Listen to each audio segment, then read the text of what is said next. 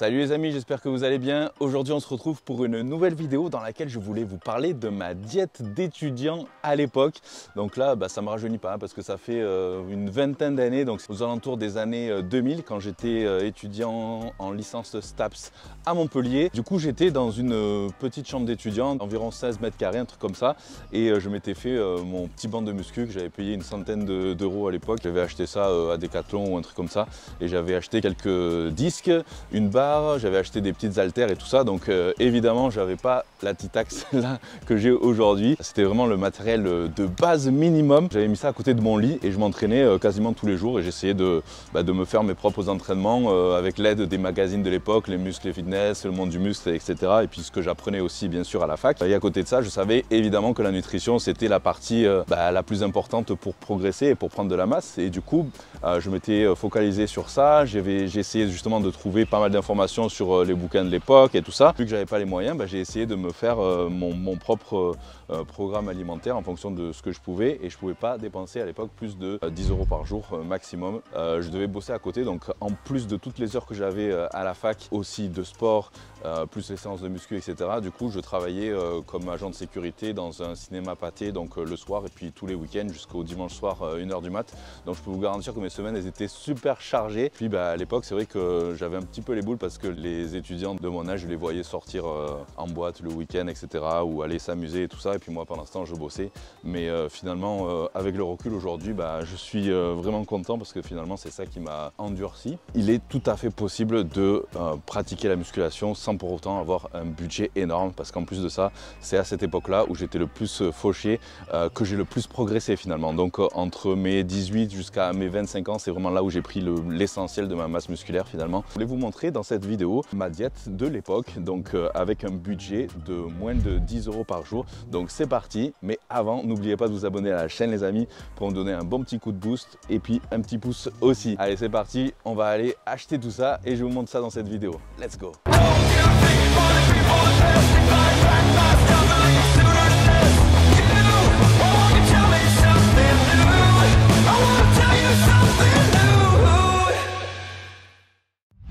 Bon, on arrive au rayon œufs. Première des choses que je faisais, c'était que je prenais les œufs ici par 30 parce que ceux-là c'était vraiment les moins chers. Alors ensuite, vu qu'on est au rayon lait, c'est vrai que là, quand j'avais un petit peu plus de moyens, je prenais le lait écrémé complet, donc sans lactose. Mais c'est vrai que le lait demi-écrémé, c'est quand même un petit peu moins cher. Demi-écrémé à 0,92 le litre.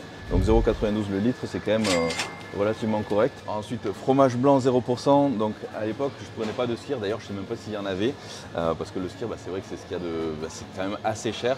Donc du coup, il y en a qui m'ont fait la remarque aussi qu'ils avaient trouvé des petits Suisses quasiment dans les mêmes compositions que le skyr.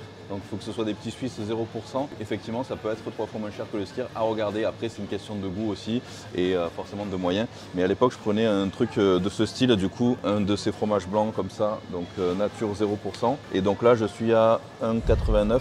Il me semble qu'à l'époque, c'était quand même moins cher.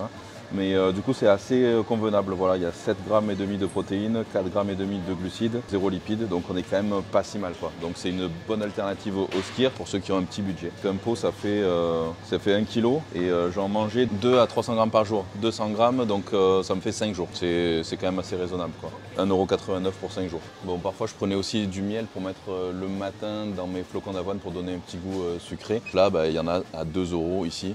Alors évidemment, c'est pas ce qu'il y a de mieux en termes de qualité, mais là, quand on est au budget serré, la qualité c'est secondaire. Mais là aujourd'hui, je vais prendre plutôt des raisins secs. Voilà, je vais mettre des raisins secs dans mes flocons d'avoine et puis ça sera moins cher aussi. Alors c'était pas cette marque que j'avais à l'époque, mais là c'est la moins chère que je viens de trouver. Donc là c'est 1,29 € ici. Là il y a 500 grammes quand même. Ça me faisait quasiment la semaine aussi. Donc 1,29 € pour la semaine. C'est sur au moins 5 jours on va dire. Ensuite, au niveau de l'huile d'olive, c'est vrai qu'il faut regarder toujours pas le prix, mais le prix au litre. Donc si on regarde le prix au litre, ça serait celui-là le moins cher, sauf que ça fait plus de l'année. Et finalement, ça fait d'un coup plus cher. Donc je préférais prendre un petit format ici, qui de toute façon me dure quand même assez longtemps, parce qu'à coup de 2 cuillères à soupe d'huile d'olive par jour, ça me dure quand même assez longtemps. Donc là, au niveau du rapport qualité-prix, c'est celui-là le meilleur. Donc voilà, ça me fait moins de... Ça va me faire dans les 3 €, un truc comme ça. Donc je regarderai un petit peu mieux tout à l'heure. Bon, généralement le moins cher c'est tout en bas, mais du coup il n'y en a plus. Donc on fait un petit peu avec ce qui reste. Donc là le moins cher ici, au kilo 1,59 c'est celui-ci. Donc bon, on verra. Donc à l'époque, je me faisais pas chier à voir si c'était du basmati, du ritail, du machin, etc. Je prenais au moins cher. Donc et l'index glycémique à l'époque, je m'en foutais un petit peu, on va dire. Surtout que l'index glycémique, je vous rappelle qu'il ne se prend pas séparément, puisqu'on mange les aliments ensemble, donc il redescend quand on mange avec des protéines, avec des lipides, etc. Donc ça a moins d'importance que ce que vous pourrez le penser. Allez, ensuite, des fois, je variais du coup entre des pâtes complètes ici et des pâtes normales, parce que forcément les pâtes normales c'était un petit peu moins cher aussi. Donc là je prends les spaghettis complètes ici, au blé complet, mais voilà, c'est vrai que je variais de temps en temps avec des pâtes classiques, on va dire. Il n'y a pas de pâtes complètes de la marque Carrefour, donc moins cher que celle-là. Donc c'est pour ça que aussi je variais du coup. Bon, le petit truc que je m'autorisais de temps en temps, c'était un carré de chocolat noir à 85%. En fait, ça c'est une habitude parce que j'ai toujours vu ma mère prendre un carré de chocolat par jour et du coup, moi j'ai continué finalement. Et donc je m'autorisais un carré des fois le midi, des fois aussi le soir. Donc j'ai toujours pris celui-là finalement et je continue d'ailleurs même aujourd'hui encore à le prendre d'ailleurs. Mais sinon, sachez que vous en avez des moins chers forcément en dessous, mais j'ai toujours pris les lignes quand même parce que le chocolat c'est quand même mon petit plaisir à moi. Et ça n'a rien à voir, c'est des purs beurre cacao, c'est pas du 85%. Donc voilà, le 85% c'est quand même beaucoup moins riche, disons. Voilà, c'est ce qu'il y a de mieux. Si, il y a le 99%, mais par contre c'est trop amer pour moi, ça je peux pas. Ensuite on arrive boîte de thon, donc ça j'en mangeais pas forcément tous les jours, mais j'alternais thon et poulet. Alors après pour le thon, franchement c'est vrai que c'est, j'avoue c'est un peu dégueu. Et du coup selon les marques c'est encore pire. Évidemment il faut choisir un thon sans huile, sans rien dedans. Et c'est vrai que j'avoue selon les marques c'est un peu atroce quoi. Par exemple les trucs tout en bas là, ça c'est vraiment ce qu'on donne au chat. Et ça, franchement, sur le long terme, je pouvais pas. Je préférais mettre un tout petit peu plus, mais je crois qu'à l'époque c'était 1 € la boîte de thon. Là, ça a augmenté apparemment. Donc là, hop, thon entier au naturel, c'est des boîtes de 140 grammes. Donc en fait, une boîte, ça me faisait un repas finalement. 1,89 €. Ça, je vais alterner avec du poulet aussi. Donc finalement, j'ai trouvé les pâtes complètes ici de la marque Carrefour. Et du coup, finalement, pour 2 paquets, j'ai l'équivalent du prix de un paquet de l'autre. 2 paquets de ça égale un paquet de ça. Bon alors pour la semaine, c'est vrai que si vraiment j'étais ric-rac, j'avais tendance à choisir tout de suite là le poulet le moins cher. Mais franchement, un poulet ici, comme ça, à ce prix-là, donc à moins de 9 € pour le kilo, j'ai pas super confiance quand je vois en plus la gueule du poulet. Donc j'avoue que je préférais m'orienter vers de la dinde ici. Donc 6 escalopes de dinde ici, donc 10 € et quelques. Donc pour ça j'en avais aussi pour la semaine en alternant avec le thon. C'est vrai que la dinde c'est un petit peu moins cher que le poulet et finalement c'est légèrement plus gras, mais franchement à ce stade-là on s'en fout un peu. Donc ensuite je prenais des raisins secs ici que je mélangeais avec mes flocons d'avoine le matin généralement, ça faisait un petit goût sucré aussi. Ouais, c'était soit ça soit le miel, donc là j'en ai 500 grammes mais j'en prenais 10 grammes par jour, donc ça fait quand même 50 jours pour 3,49 €. Ça va, on est pas mal. Puis dans l'après-midi aussi, des fois, avant mon entraînement, je prenais des mix du coup de fruits secs comme ça, donc de ce style. Et celui-là, je ne sais pas exactement le prix. Je prenais un genre de mix aussi de fruits secs que je prenais souvent en encas, mais généralement avant l'entraînement, pour me donner de l'énergie. Alors ensuite pour les bananes, ici, donc les moins chères, c'est celle-ci, 1,69 € le kilo. Oh, ouais, j'en ai pour la semaine là. Quand je pouvais, c'est vrai que je prenais les 5% de matière grasse ici, mais c'est pas les moins chers. Ils sont à 12,75 € le kilo. Donc je me rabattais des fois sur les 10%, mais là aujourd'hui je crois qu'il n'y en a pas des 10. 4 steaks de 5%, il faut que j'en prenne 2 pour que ça me fasse la semaine. Donc ça c'est ce qui me coûtait le plus cher, c'était la viande.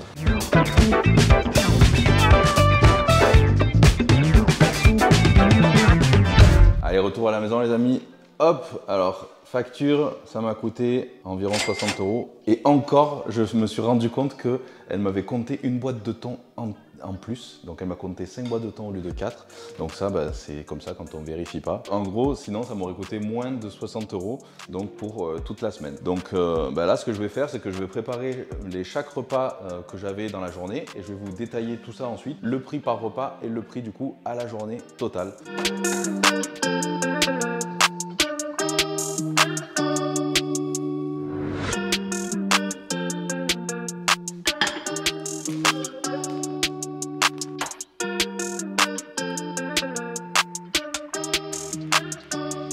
Alors voici l'ensemble de tous mes repas et encas de la journée quand j'étais étudiant. Au niveau des portions, évidemment, je faisais plus à l'œil, mais ça se rapproche vraiment de ce que je faisais à l'époque. Pour commencer, j'avais mon petit déjeuner ici, dans lequel j'avais brouillé du coup 4 blancs d'œufs avec 2 œufs entiers ici. Là dans ce bol là, j'ai 80 g de flocons d'avoine avec 200 ml de lait demi-écrémé que j'ai fait chauffer 2 minutes au micro-ondes et je rajoutais par-dessus 30 g à peu près donc de raisins secs pour faire un goût un petit peu sucré parce que c'est vrai que les flocons d'avoine seuls comme ça c'est pas super terrible et de temps en temps je variais avec du miel à la place des raisins secs. J'ai fait les calculs pour vous dire exactement combien me coûte chaque repas par rapport à ce que ça m'a coûté au niveau des courses. Donc j'ai fait tout un tas d'additions, soustractions, etc. pour faire tout ça à votre place, mais je vous l'ai fait. Donc là, pour ce repas-là, je suis à 1,454 € pour l'ensemble de ce repas.